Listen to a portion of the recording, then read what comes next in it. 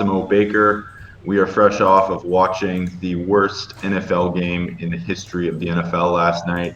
So glad we didn't shell out some big money for that one, hey? Yeah, I think we're about to go to that Bears game. It's like $400, and you guys Ooh. made the call that like maybe we should wait and just go to the bar. It turned out to be a experience where we didn't have any FOMO at all, not being there. I think. No FOMO whatsoever, which was a rarity. I thought there was going to be some FOMO. I'm so glad. But we're not here to talk about that. We're here to talk about Yahoo DFS, the $1 million baller. They have their rake-free tournament this week. We have a weekly show going through how to build on Yahoo, talking about some of Alex's favorite plays. Yahoo sponsoring the show, and anytime you can get rake-free tournament, you have to do it. Let me ask you a professional opinion, Alex. What's better, high rakes or no rakes? Wow, you don't need to be a professional to determine that, man. I think that it's like saying, do you like buying your beer for $10, or do you like buying it for $0 just to go into a party and they give it to you for free? That's what's Exactly. happening with this rake free tournament, and I mean I this has to know. be like the first contest that you enter in the industry because I mean the prizes are incredible and the structure is even better because you're not paying that rake. Before you enter any tournaments this week, this should be the very first one you max out. It's great. It's great that there's only a 10 entry max as well, so you're not going up against a huge amount of pros, going up against 150 lineups. There are only 40K people in it, which is great as well. So you actually have a chance of taking home that top prize. And then there are 10,000 places paid as well. So there's a lot to like about this tournament, and I definitely agree with you. It should be the first one in. Let's talk a little bit about Yahoo since this is our first show of the year. What about the Yahoo game is different? Do you do anything differently when you're building lineups on Yahoo? Do you construct lineups different? What should people know when they approach building a lineup on Yahoo? I think the first thing to point out is you can only make 10 lineups, and that's kind of going along with their friendly competition thing where it kind of reminds me of the early days of poker where if a site let you play one table versus 24, like that table or that site that each good player is only playing one table, or in this case 10 entries versus 150, is going to have so much easier competition, and that's just another reason why I think this $1 million baller is probably the best tournament in the industry for week one. Yeah, and if you haven't played there before, if it's your first time, the lineups are pretty much the same across the board. If you've played on other DFS sites, it's zero point 0.5 PPR as well. So there's really not a lot that you need to learn that's new. It's the same basic system, same basic approach to everything. So which is nice. Yeah, I think one difference. I know a lot of people might be playing on Yahoo NFL for the first time this season. You get $200 to spend on your players. Pricing's a little bit different, but should be pretty easy to adjust. Nice. All right, well, let's dig into it. We're going to go through some of the high total games this week. We're going to count down the top 5 high total games, get your thoughts on how you are approaching them, what you're doing with some of the top players and top options in your grades and values. And then for the second half of the show, we're going to build some lineups. We're going to talk about your new GPA tool. We're going to go over your approach to building on Yahoo. So let's dive into the game by game breakdowns here. Let's start out with the highest total on the slate. We have the Kansas City Chiefs visiting the Jacksonville Jaguars, 52-point total. Kansas City favored by 3.5 points, which is surprising. I know on our betting show in the previous hour, both Ben Rossa and Jordan Frank are all over the Jags at plus 3.5, which I thought was pretty interesting. Are you at all scared of this Jags defense? Because this is on paper, it should be one of the best units in the league. You have great perimeter corners. You have an excellent pass rush. They added Josh Allen in the first round, and he's turned heads at camp. What are you doing with the Kansas City side of things here, given that this is obviously a tough matchup? I think that Kansas City, I mean, one of the best offenses in the league versus a strong defense, Jacksonville, as you're pointing out. But I think that still they're probably the team to give the highest chance of success as far as offense this week. I'm also really interested in Jacksonville because Kansas City tends to play in some pretty high scoring games, and I'm expecting guys like Leonard Fournette to really be good plays this week.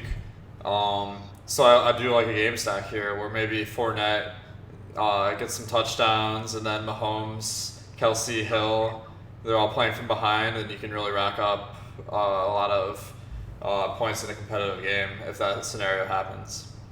That makes a lot of sense. I'm just looking at your rankings here. We have Tyreek Hill as an A grade and Travis Kelce as an A grade, but Hill's a little bit of a better value.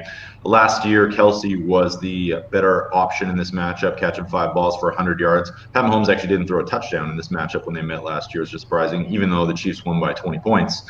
Do you look at matchups for things like this when sort of the common consensus is that Travis Kelce and the way to attack the Jaguars is through the middle of the field to avoid those elite perimeter corners in Jalen Ramsey and AJ Boye? Or do you not worry about matchups like that and you just say, hey, look, I'm going to take Tyreek Hill because other people are going to worry about those matchups and I will get him in an ownership discount?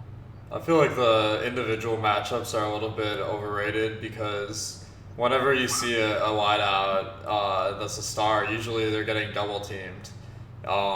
So really, like, it's not a 1v1 game. And the number one wide receivers are facing the best cornerbacks from each team every week. So it might be the best cornerback on Jacksonville is better than some of the best cornerbacks on some other teams. But I don't expect that to make enormous difference. But then Makes sense. as you're mentioning, maybe if their second quarterback is really good too, that's a little bit more unusual. So maybe Sammy Watkins would be some guy that you might discount a little bit. But he's already kind of on the fringe of being in play. Nice value to this week at $13, so you can really just fit him in any stack with Mahomes. But not someone I'm projecting to have a big week this week. Makes sense. Let's move over to the Jacksonville side of the ball. There's a lot of great value here. Leonard Fournette's one of my favorite plays of the week. You have him as a double A grade. He's just $20. Then we have the Jaguars passing offense, which is a bit of a question mark. Nick Foles leading the way in his first game as a Jaguar. You got D.D. Westbrook manning the slot, and then it looks like some combination of DJ Chark, Marquise Lee, and Chris Conley as perimeter wideouts. What do you like in terms of stacking this offense from the passing side of things?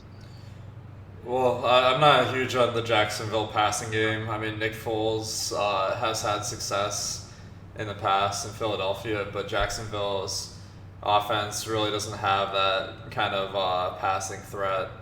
D.D. Westbrook is kind of an unproven player. He's not very efficient, and now he's the number one wide out. And you got Marquise Lee, who didn't even play last year, being one of the starters. I mean, I'm pretty high on Marquise Lee, compared to other people, but that's not really translating to a DFS play quite yet.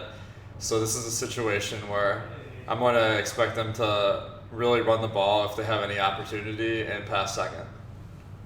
I like it. I'm calling. I like a sneaky Chris Conley play here, but that's not really based on anything other than just a guess. We got a little revenge narrative there, and anytime you can get that revenge narrative in, you got to do it, right?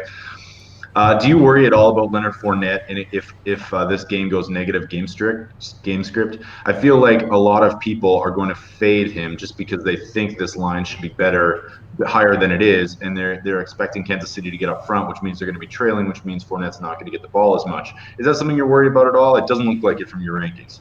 I think you have to worry about it, but I'm just projecting that Fournette is going to be a bell cow back this year. I know he's been kind of banged up, but this is him at his healthiest. There haven't been any red flags. He also catches a good amount of passes out of the backfield, so even if they are playing from behind, I don't expect his production to completely turn off. Makes a ton of sense. $20 is a bargain for him, so I'm right there with you. Let's move on to another game here. How about the San Francisco 49ers visiting the Tampa Bay Buccaneers? We have a game total of 51. Do you have any general thoughts on this one before we delve into each position group? Yeah, I'm high on both of these teams. I mean, Garoppolo, whenever he's been at the helm, he's been pretty successful in San Francisco. He just was super injured throughout his career since he's been a backup.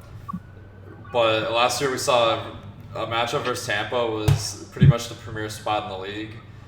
Mitch Trubisky threw 6 touchdowns versus Tampa in like 1.5 or something, and Jimmy Garoppolo is someone that's been a better quarterback than him. So I think that you have to give Garoppolo a pretty rosy forecast this week, and he's got George Kittle that makes the easy stack, kind of filling that tight end position. That's a little bit tougher to get good guys in.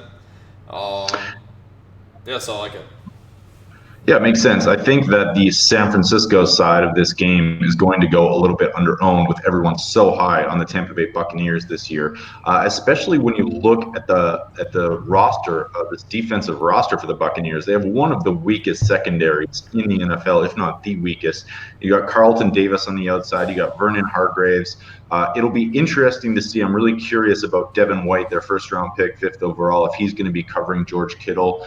How would you roster your San Francisco 49ers stacks, knowing all that and knowing that this wide receiver group is in a bit of flux right now? We don't really know what's going to happen. It sounds like everyone's going to play, and so the most obvious stack in this game is going to be Jimmy Garoppolo to George Kittle. Are you at all worried about that, or will you try and get some differentiation if you're rostering some 49ers? I like stacking up 2 guys with the quarterbacks, so I'm looking at Dante Pettis probably. He hasn't been a great player in the NFL yet, but he's pretty much the consensus #1 option in San Francisco. I mean, you got Debo Samuel as well, but rookie, so we don't know exactly what to expect out of him yet. I think that's probably the best play too. I'm right there with you. But one guy I'm kind of interested in. I'd love to hear your thoughts if you have any strong opinions. Is Marquise Goodwin, who had some real chemistry with Jimmy Garoppolo down the stretch in 2017, battled injuries last year. He's the kind of a guy that could break a slate if he catches 2 balls, because he's one of, if not the fastest wide receiver in the entire NFL. Do you have any interest in him, and do you think he's a good GPP play? I'm not really interested because I've read a report that said he's not going to be on the field as much this year. He's pretty much only going to run go routes, so I'm not really projecting him to be a fantasy threat. I mean, he could break some big plays on those go routes, but for me, it's a wait and see. We have a double E grade from you on Marquise Goodwin. I'm thinking you're probably not going to have too much of him. Let's move over to the Tampa Bay Buccaneers side of the ball. I don't know if you've heard, but there's a guy named Chris Godwin. He's getting a little bit of preseason hype this year. Everyone seems to think he's going to be the next big thing. It's hard to argue against it. He's going to get a lot of targets. We have Deshaun Jackson out of this offense. We have Adam Humphries out of this offense. So there's a lot of targets up for grabs, and it looks like Godwin's going to take over that slot role. He's going to get a ton of ownership this week at just $20 on Yahoo. B grade, D value for you, though, so you're not liking him as much as everyone else. Yeah, I mean, he is $20, which is it's pretty reasonable. You can definitely fit him in lineups. I think Mike Evans is the #1 there, and Chris Godwin also is going to be very good. He performed well on a per snap basis last year, and now that Adam Humphries and Deshaun Jackson aren't in the mix here, I think that he's going to be a full-time player, and his fantasy value is going to increase a lot. But he is being priced pretty high at $20, kind of, which is pretty high for a wide receiver too. But I still think he's in play this week. But Mike Evans being $28, I mean, that's priced like he's a absolute monster, and I'm just not sure he's quite that good a player. I prefer some other wide receivers over him. So it sounds like you're not too hard on the Tampa side of this game. I like it, but the pricing on Yahoo is particularly tough to fit it in. OJ Howard also is kind of a good option on Tampa, but he's also a little bit more expensive than I'd like at 19. And one thing I actually have is this new tool. I'm about to publish it on the site, showing the average grade for each team and the ownership. Jameis Winston is 8% owned, and the stack actually does have my second highest GPA. So I think I'm gonna probably end up with some Tampa Bay stacks, but it's more kind of like the whole picture more than each individual play, I suppose. That makes sense. I'm also a little bit worried about the defensive line of the San Francisco 49ers, who I think might just be a wrecking ball unit this year with the addition of Bosa and Ford going up against this terrible offensive line on the Buccaneers. So it could be possibly a chance that or there's possibly a chance that Winston's not going to get a lot of time to throw the ball. But let's move on to our next game, third of five here. We're doing the LA Rams and the Carolina Panthers. Let's just pull it up real quick. Before we get into the players, do you have any general thoughts on this one? We got a 50-point total, it looks like. Yeah, I mean, two good teams. I expect this to be a game that may be one of the more compelling matchups of the week, and pretty good, decent for fantasy, but maybe not my top targets since both teams are pretty solid. But I mean, we could get that shootout that generates a ton of fantasy value if it happens. What about these two? It looks like Yahoo has exactly the same pricing for DJ Moore and Curtis Samuel, meaning you have to make a choice here, unlike some other sites. What are you doing with those two, that given that all the preseason hype that they have gotten and the fact that there really isn't much ball to go around here other than Christian McCaffrey taking targets from a wide receiver standpoint? It looks like it's going to be both of these two. How do you feel about them in this game and just generally as the season goes on? I think DJ Moore I'm a little bit more interested in. Up and coming player. Curtis Samuel's been around a little bit longer. I think they're both in play this week. That price of 16 is pretty nice, but as you said, Cam throws a ton of Christian McCaffrey, and that is a downgrade to wide receivers on the team because most teams don't throw that frequently to the running back. Makes sense. On the LA side of the ball, we have one of the most consistent wide receiver groups, sorry, the most consistent wide receiver grouping in the entire NFL. They use three wide receivers, 11 personnel, three wide receiver sets, more than any other team. And in those three wide receiver sets, 98% of the time it is Brendan Cooks, Robert Woods, and Cooper Kupp.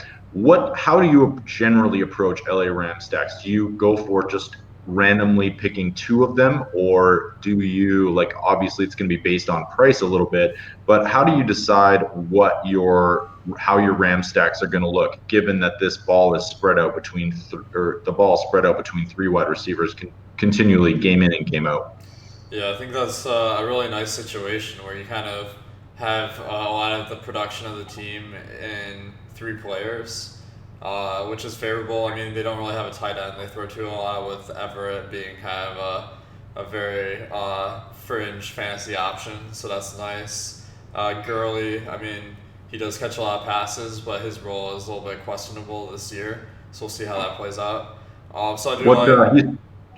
Go ahead. I know there's some reports saying he's going to play like 80% of the snaps week one or something. I don't know what to make of it all yet, but Yeah, it's kind of a tough thing to read, but I think you're going to get some lower ownership on Gurley this yeah, week because people are scared of that, and he's $9 cheaper than Christian McCaffrey. Sometimes you just have to kind of fade the noise in the preseason and roll out one of these bell cow backs, and maybe all it was just speculation. Sounds like his knee is better, and there's a chance we could see the Gurley of old. And if you're going to get him at a discount on a back like that, then sign me up. I don't know.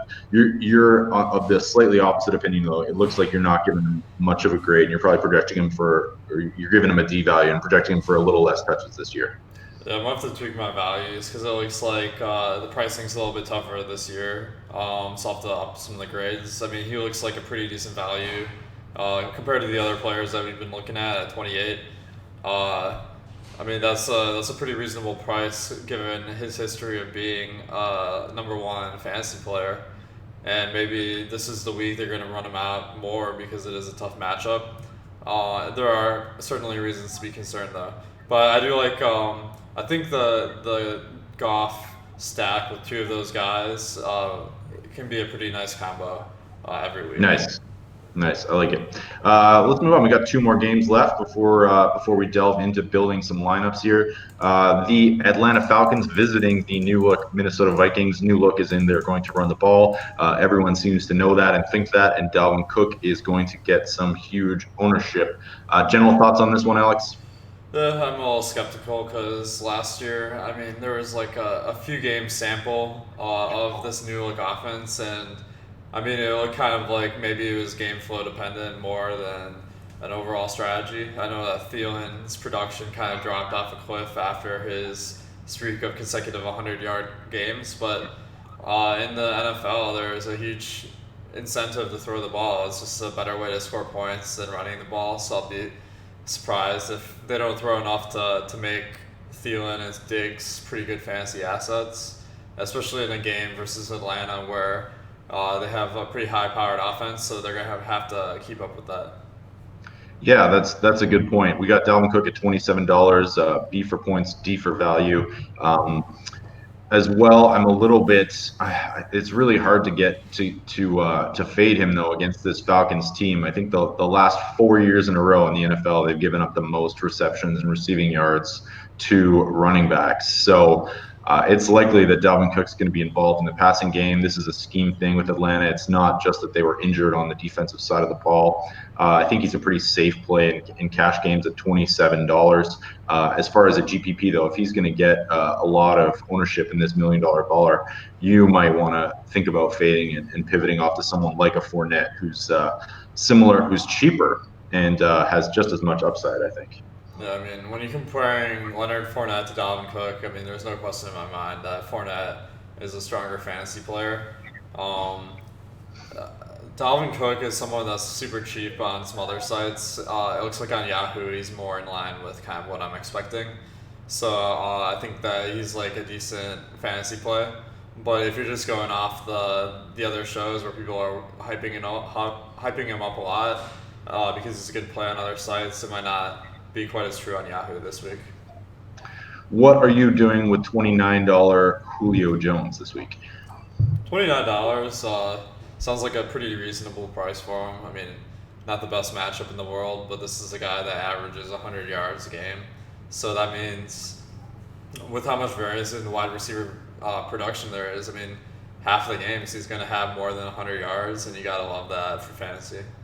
I think in 12 of 16 games last year, he had at least 90 yards receiving. So he's a pretty safe bet as well. I'm hoping that DFSers will be a little bit scared of the matchup against Xavier Rhodes, but Rhodes actually hasn't really been a shutdown corner. He's really only had one good year if you look at his yards per snap allowed, which is it's surprising because he certainly has that reputation.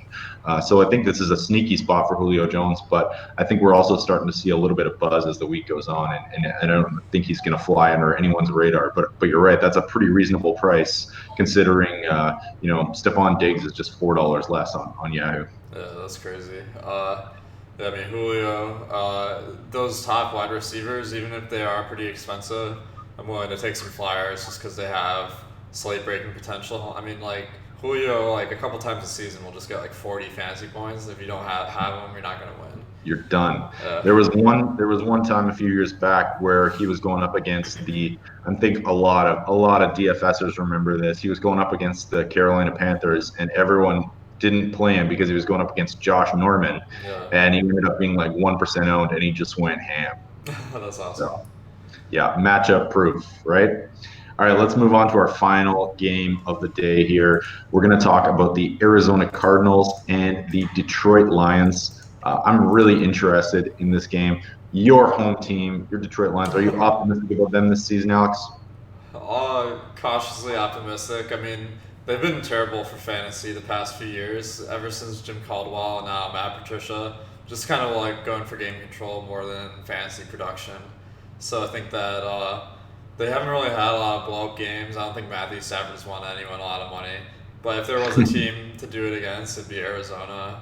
That's absolutely right. And on the plus side as well, ESPN wrote up a nice article saying giving the Lions a 25% chance at winning this division, which I thought was pretty surprising. But I'll buy in. I don't think it's that high. But Yeah, so I let's mean, go straight to the DFS side of things and the Detroit side of the ball. We have a fairly concentrated offense here. We have Marvin Jones, we have Kenny Golladay, and what we have in Arizona is a situation where they're so banged up at the corner spot.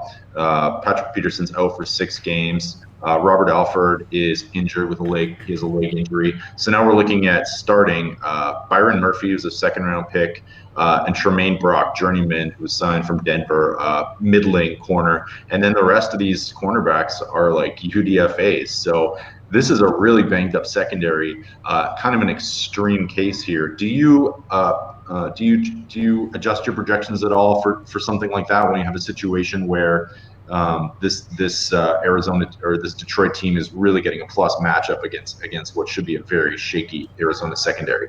Yeah, definitely. I mean, as you can see, like my projections really have these Lions receivers as great values this week. Half of it's a matchup, half of it's the price. But Arizona, just like one of the worst teams in the league, playing at a high pace, so that's a good recipe for success in any situation. And I think that if they can put up a fight with David Johnson maybe leading the charge along with Kyler Murray, it could be a competitive game.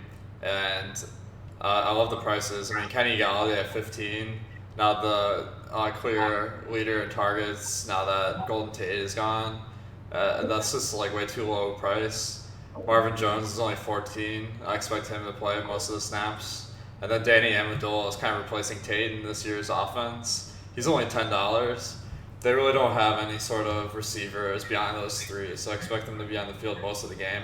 And I just I was really waiting love for the you to mention values. Danny Amendola because Yeah. knew you were hyped on him. He's gonna be hard to play on other sites, but at $10 they have on Yahoo. They're kind of giving you incentive to go for some really deep dart throws here. All right, you heard it here first. Press the lock button on Danny Amendola. That is what Alex Osmo Baker is doing this week. Let's move over to the Arizona side. I always find like when a new team, when a new player comes into the league, or there's a trade like Odell to the Browns, people get really hyped to own them, and they become over-owned because Yep. they want to catch a piece of that action. Yep. As well, we saw with last year Pat Mahomes. There's a lot of Kyler Murray comparisons. People have that FOMO of missing out. Do you think he's going to go over-owned? Do you have any interest in him at $26? And if you do, who would you pair him with on this Arizona side of the ball? I mean, I think that Christian Kirk's really the only receiver I'm interested in. Charles Clay is new on Arizona, and he's going to be competing with Max Williams for the tight end snaps. And you got Larry Fitzgerald kind of on the tail end of his career. I'm expecting him to kind of have a reduction in work this year. So that really leaves David Johnson and Christian Kirk as the guys I'm interested in. But the problem is Christian Kirk isn't a great value. David Johnson, you're getting a lot of the value from rushing. So I don't really see a lot of correlation compared to other teams with his stack. And as you said, maybe they'll be a little bit overowned just because people want to play Kyler Murray right now. We actually have him projected for 4% ownership, which isn't extreme, but given that. That's not too bad. It probably would be Yeah, higher. So yeah. I think he's in play, but not my favorite.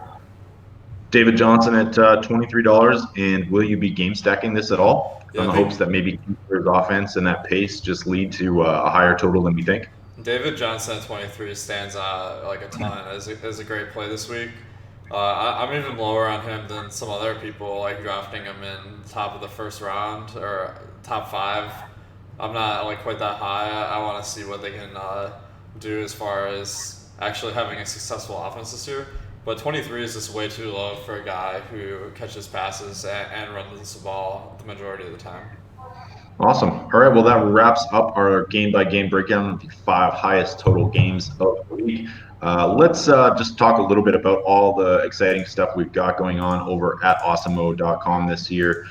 We have a new express package for casual players, which is a great way to get into DFS and to have some stats to back you up if you're just starting out or if you're a very casual player. We have a lot of new columns out. We have Adam Pfeiffer doing a matchups column, which is analyzing every single game on the Sunday slate.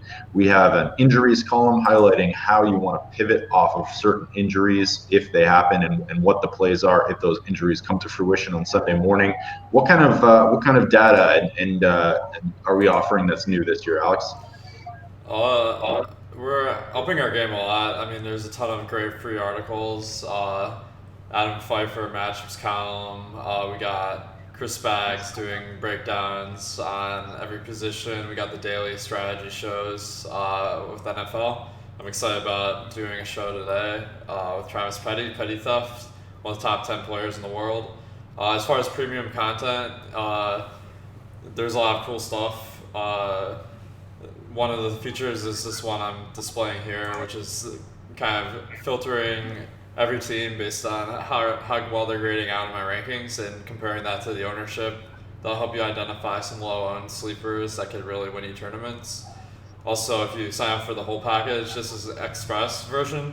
The whole package will tell you what a team's percentage chance of having the best passing performance of the week will be versus their ownership that week. And I think that will be a really useful tool to determine what teams are over and under owned. That is one of my favorite tools on the site every week. You use it for MLB as well. It's a great way if you're entering less lineups and you want to get an edge. I mean, well, if you're entering any amount of lineups, but if you want to get an edge and you see that a certain stack has a 10% chance of being the highest stack on the slate, but they're 30% owned, then you might want to consider going under owned, and then you can find values elsewhere. So it's one of the most valuable tools out there, I think, in DFS. Have we got a promo code that people can use for 50% off their first month? Yep, NFL strategy, 50% off your first weekly NFL package or monthly all access. Awesome. All right. Should we go in and build some lineups, Alex? Let's do it, yeah. So let's do a cash lineup. We gotta find these kind of guys that are super cheap this week to kind of pencil in. I'm seeing Devin Singletary, $10, the bare minimum. Are you at all worried about a timeshare there with Frank Gore and TJ Yeldon, or are you just all in? I mean, I'm worried. I mean, every running back is basically a timeshare to some extent. But Yep. Frank Gore, I mean, like, he's not a very good player, so I don't really think they're gonna give How him. dare you? Sorry, apologies if you're watching, Frank. But I think the coaches have really spoke up. Singletary, they released Sean McCoy, kind of showing their confidence. I think $10 is really kind of underselling him this week. And it's a pretty juicy matchup against the Jets. The pace might be slow, but at least you're not going up against the Bears or something. Yeah. So that's kind of how you're starting your lineups, or how, like, do you try when you're building like this? Do you look at your cheaper options and try to fit them in first, or do you start with a stack and then fit it around the stack? I think it's all just in a cash game. I'm not as worried about the stacking because I'm just looking for the highest projection. So I'm just Right. Sorry, I missed the inside cash there. It's Sorry. cool. Yeah, it's just whoever is the highest value of the week, the best plays. You can find kind of easily sorting by value on my projections. Right now, I'm seeing Leonard Fournette, $20. We already talked about him. Lamar Jackson, $26. Both guys that I'm going to be looking to in cash. I like it. And Kenny Golladay just sitting right there. Oh yeah, I mean that's a lock. So we got Devin Singletary. We're gonna grab a little Leonard Fournette. You gonna go with Lamar Jackson here? I think so. We'll see how much money we have left at the end, and then we can kind of tinker with getting some more studs in there. Yeah, absolutely. What about Darius Geis? The Philadelphia Eagles are favored by 10 points over over to Washington. Do you worry at all about game scripts when the lines are that high? I'm not usually worried about game scripts, especially Washington. They just are running their the ball every single week from last year, and Darius Geis is their number one back this year. $11 is just too cheap, even though I'm expecting Chris Thompson to get a lot of the passing work. Nice. All right, so we got $29 left per player. Do you, when you're building these cash lineups, do you end up stacking at all? Like, do you have one quarterback and one wide receiver, or you just let the value plays speak for themselves? I'm not really gonna avoid stacking, but it definitely isn't an advantage winning a double up or heads up. Right. All right, so we got most of our running backs. Let's just take a look at the wide receivers here. A lot of cheap guys really standing out, but Tyreek Hill looks like a more expensive guy that is pretty reasonable. Nice. So, Fresh off a new contract extension. man, that is crazy. I'm willing to sacrifice some of my morals here and put him in. There are Uh, no morals in fantasy football. You yeah, just gotta ignore it. Forget uh, it. it's all about the love of money here. That's right. What about penciling? Do you just put in your defense last? Are you on that team? Oh, let's take a look at the defenses, see if there are any standout options here. It looks like we got a lot of cash left over, so we might be able to pop that in. So yeah, the Ravens. So it's an interesting combo. Like, do you? There's a debate always in DFS circles about pairing your running back with your defense. Yeah. What about pairing your quarterback with your defense, especially when that defense or when that quarterback is a running quarterback? Do you have any thoughts on that approach generally? That's a pretty interesting idea, but yeah, as I said, not as worried about correlations and cash, so that'd Just be. pop in that top play. We could do that, but I see the Cleveland Browns, like, you're only taking 1.5 points off the board, and they're only $12, so that'd Oh, I probably like be it. my go-to. I like it. Maybe we'll get some. Maybe we'll see Ryan Tannehill, and that'll be the play of the day. Nice. Man, so we got a lot of money left over. We That's might have to right. cut out one of these budget players, eh? I think so, yeah. Who are your favorite plays this week? Who are my favorite plays? Did you say? Yeah. Oh man, let's go. Let's head over to wide receiver. I, All I right. was liking Julio. I thought that maybe the I was kind of looking to see what the ownership would be before getting in on him though. Yeah. Yeah, Odell Beckham Jr. is saying he's not a full go. That might put people off him as well. He said he hasn't been up to full speed because of his hip injury. So that's a possibility for another guy who might see some lower ownership than we initially expected. Juju, your favorite season-long fantasy player. Yeah. I mean, Pittsburgh's probably gonna have to throw the ball in that one, so I'm expecting a ton of targets for Juju Smith-Schuster in Yeah. this game. So I like all those guys. What about you? Yeah, I think they're all pretty much in the mix. Pretty high on all their prospects for the season. Uh, as far since Yahoo is half a point PPR, it does hurt their fantasy production a little bit. Um, so I think if Odell Beckham is a little banged up, maybe we cross him off the list for cash. Maybe Yep. focus on him in tournaments and go to Jones or Schuster. Yes, my apologies. I continually default to my GPP roots, That's worrying okay, about man. ownership. So yeah, Julio Jones I think is a safe play. Maybe I think Juju is probably a pretty safe play too, but Yeah. that just because he's going to get so much of the target share of that offense. Yeah. All right, we need a tight end here. Who are we gonna pick? Oh, well, we got $53 left over. Let's go for the number one tight end in the league. All right, George Kittle. I don't, George Kittle's interesting. Yeah, I mean, do you worry at all if you're in a cash game where you get Tariq Hill and Travis Kelce? Is like same thing you were saying before? You don't worry about stacking. You don't worry about focusing on stacking, but do you also not worry if a stack organically comes up? So like the correlations with Kelsey and Mahomes and Hill and Mahomes.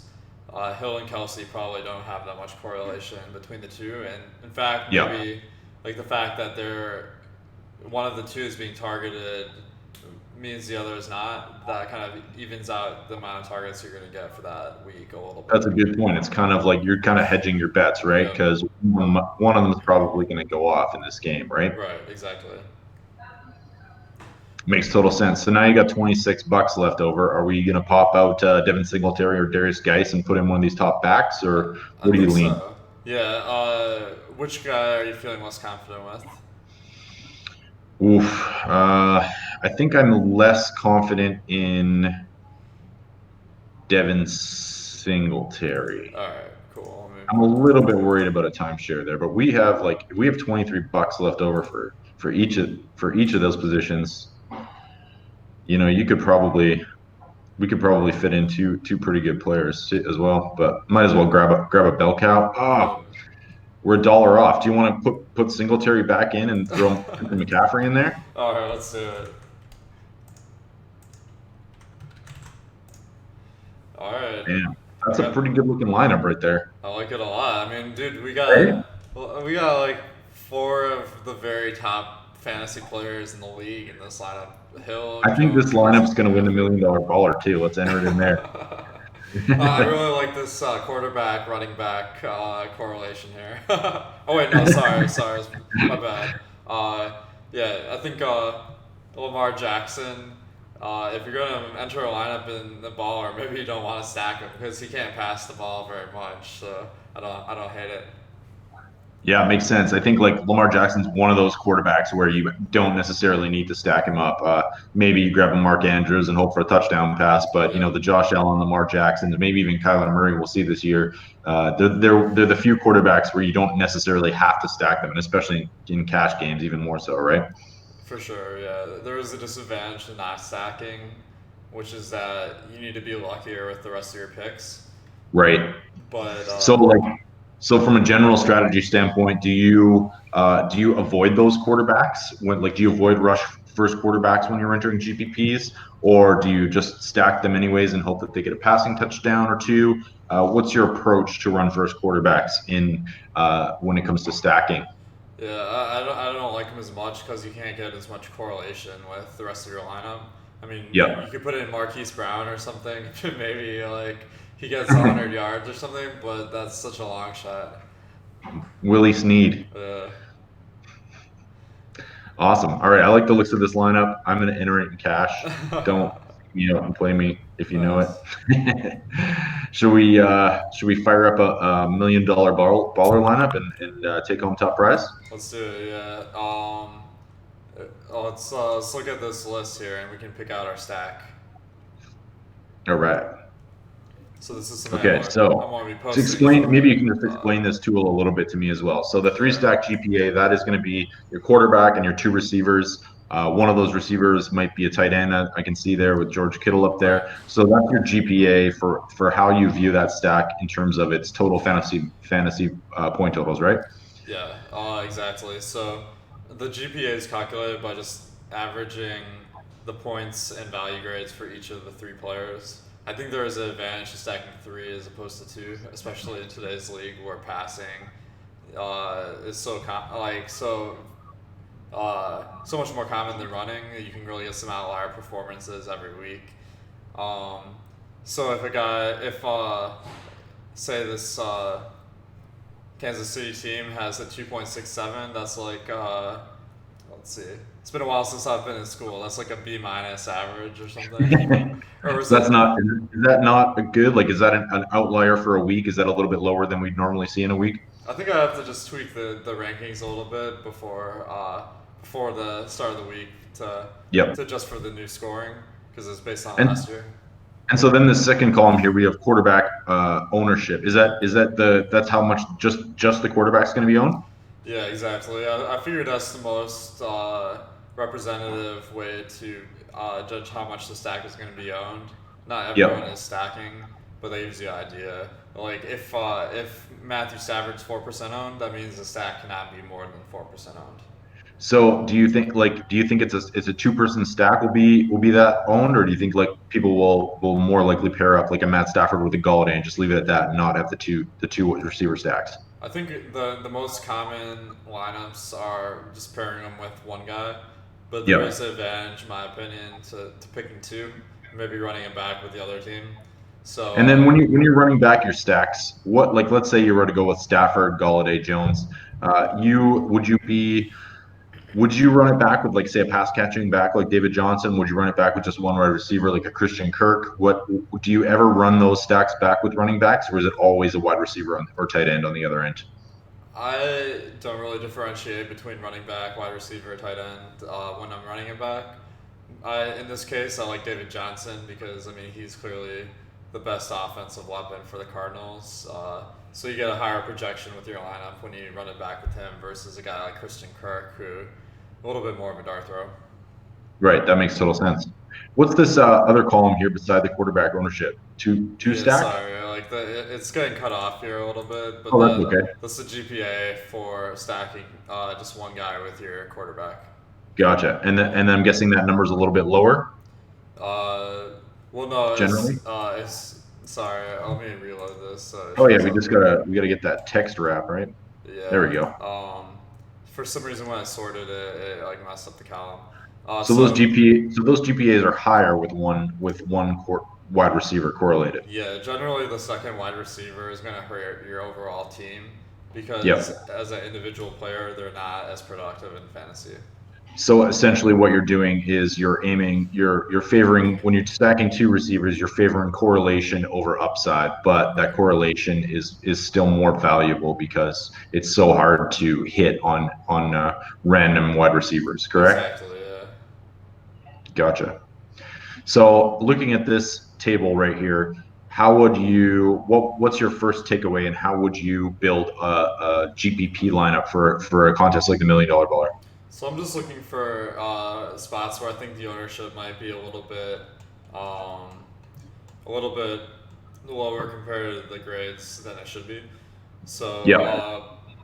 we're seeing Kansas City has the highest grades, but also the highest ownership. So that's definitely a team I consider. But if you scroll down the list, you'll see Detroit pretty high GPA but low ownership, and Giants a decent GPA, but Oh, like that's interesting. yeah, I mean Eli Manning is not someone that usually turns in good fantasy performances, but if Sterling Shepard and Evan Ingram blow it up, that means Eli blew it up. So that What might be about a team I go what to. about a Saquon in a stack like that? Do you ever include pass catching running backs in those? I do. I didn't include it in this chart because I thought it would throw off the numbers a lot.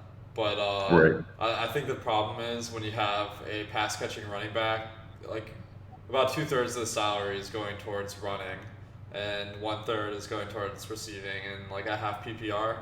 So that means you're getting less correlation per dollar compared to a wide receiver. Right. That makes total sense. No love for the Case Keenum Paul Richardson stack.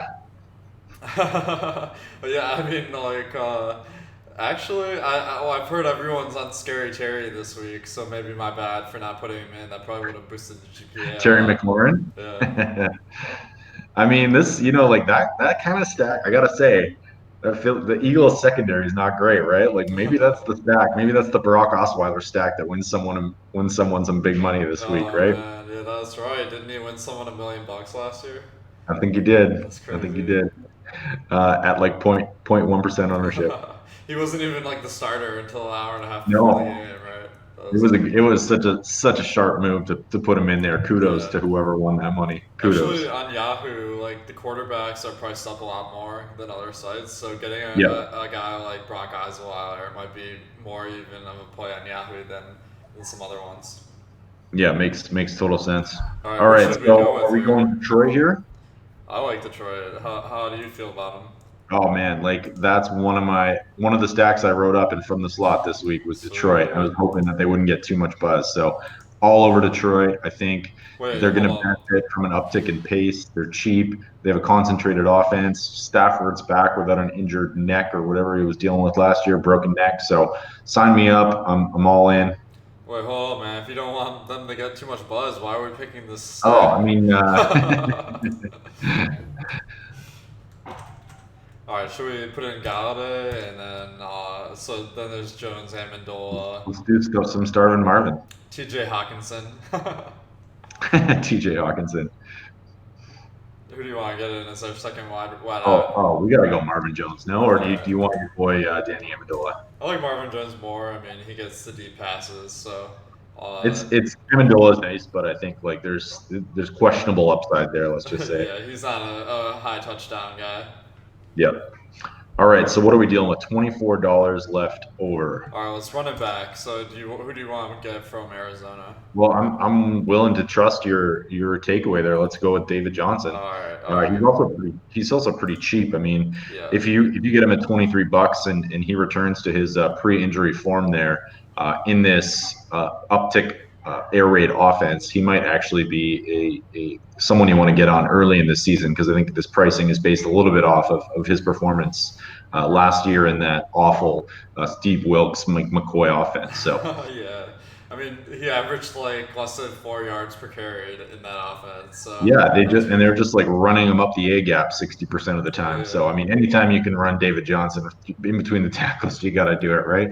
So I think this offense is a lot more creative. I think they're going to get him the ball. He's going to be Kyler Murray's safety blanket. I like that play a lot. I think this is going to be a unique stack too. One thing I've been kind of theorizing actually is like when you have a running quarterback like Kyler Murray, like since they scramble when they're under pressure, do you think that means less passes to the running back? I don't know. I think like that's a good point. Like I don't know how often someone like Johnson is used just as a sort of last ditch effort when the pocket is collapsing. Maybe. I don't have a good answer for that. I think, yeah, you're probably right that they're going to scramble a little bit more and they're going to be less likely to look downfield when that pocket does collapse. There's also going to be some designed runs. But I think, if you got a rookie quarterback, you want to keep it simple pretty in your first game, right? So you're probably going to want to get the ball out quickly, get the ball out to David Johnson, let him create some yardage for you and make it easy for him. So I don't mind the David Johnson call at all. Yeah, I mean, any way they do it, he's gonna get the ball a ton. Yeah, exactly. All All right, right, we got a so lot of money left. All we got to get Fournette in here, right? right, Fournette. I like that. $102. So let's get our defense in, just Yeah. because Do you we'll know how do much you you ever like double that. stack games in your in GPPs, Alex? Do you go like okay, we got this Detroit Arizona mini stack here. Let's fire up a like Fournette, Tyreek, Kelsey stack or something. Obviously, that's too expensive, but something along those lines. Is it like baseball where you might try and get pieces of two offenses, or do you just play with your just roster your stack and then fill out the rest of your lineup with values and ownership plays? I think it's interesting they get two studs on like the opposite sides of the games without the quarterback even, but it's not something I'll like usually go out of my way. But since Kansas City is such a good team, maybe we do want to get one of their studs in here. If we have the money. But we Let's got the money. should we go defense first? All right, defense. Who should we go for? Who's Jacksonville.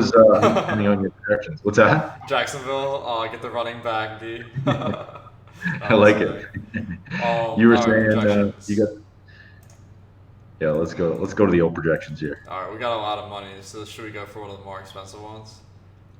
Let's see here. Yeah. Well, I don't know. Jets D, like man. That's Buffalo. See, like I mean, far be it from me to question your amazing projections, but is this a team that's going to like? I'm always worried about teams that are going to run the ball a lot and quarterbacks that aren't going to throw a Yeah. lot. But yeah, like that could be a plus matchup. It's not like Josh Allen is the most accurate player in the entire world, right? Right, exactly. Yeah. I think that's the root of this projection here. Yeah. Ravens are going to be the most chalky D on the slate. Would you agree with that? I'm not sure. I mean, they're expensive on Yahoo. Right. That is expensive. Yeah, 19 Yeah. bucks. We do have the ownership projections that we can pull up, but we only got a couple minutes here. Let's just put Let's them in. pop in the Ravens. Let's do All it. right, sweet. And So we now got we 27 bucks left. That means we can get an elite tight end for sure. We can also pop in some wide receivers. Do you want to go with the Travis Kelsey, Leonard Fournette mini stack? yeah, let's do it. All right, we got And two then we studs got left, pretty much. damn, we got some players left. Yeah. Who are you liking for these wide receivers? You want to go? Who's got the high upside here? I mean, we picked Julio last time. Maybe we pick Juju this time. Let's do it. All right, I 28 believe it's a bucks. $28 We flex. got. We can get your boy Gurley here. That you're big Oh, on. I love it. I love it. Let's All go right, reverse all narrative. right. Fire it up. He's gonna have another 3 touchdown, 50-point fantasy game. I like it, man. I think I would use this lineup myself if I didn't know that some of you guys watching are gonna put it in. Yeah, for sure. Awesome. All right. Well, that wraps up the Yahoo $1 Million Baller Show. make sure to go over to Yahoo to check out what's going on over there. They have a free rake tournament this week. As we discussed earlier on the show, free rakes better than high rakes. So you might want to make that the first contest that you enter this week and benefit off their generosity of not having management fees. Thanks so much for tuning in, everyone. We will be back as well next week. And Alex, you have a show coming up this afternoon. On the contrary, just a quick word about that. Yeah, Travis Petty Theft on the DFS sites is going to be joining us on the contrary with Spags, and should be a really good show. It'll be really interesting, kind of butting heads with another one of the top 10 Awesome. players. I can't wait to listen in. For those of you who missed it, on the contrary, this year we're gonna have a different guest every single week. So we're gonna get beneficial knowledge from all sorts of different fantasy football experts, DFS players, everything you name it. So make sure to tune in. That show will be on Fridays and or Saturdays, and we will see you back here next week for some more Yahoo lineup building and GPP strategy. Thanks for tuning in, everyone.